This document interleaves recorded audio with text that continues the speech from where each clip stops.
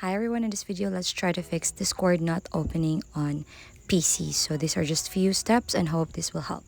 So from your taskbar, tap on it to show the icons and tap on Discord, and you can see it's opening, so you can tap quit Discord. Or you can simply go to your task manager and just simply go to background processes to stop it from running. And if it's not yet working, then we need to clear the app data.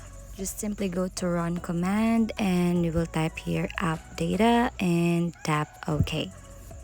And you will be headed to another page wherein you have to delete the Discord file. So let's delete it. Okay. And after doing this or restarting this, you may open Discord once more. However, if it still doesn't work, what I can suggest is for you to uninstall and reinstall the Discord app again. So you can go to your task manager and try to look for the program and then tap Discord and tap uninstall, and then you may download it again from your Windows. That's it. Hope this helps. Please don't forget to like and subscribe.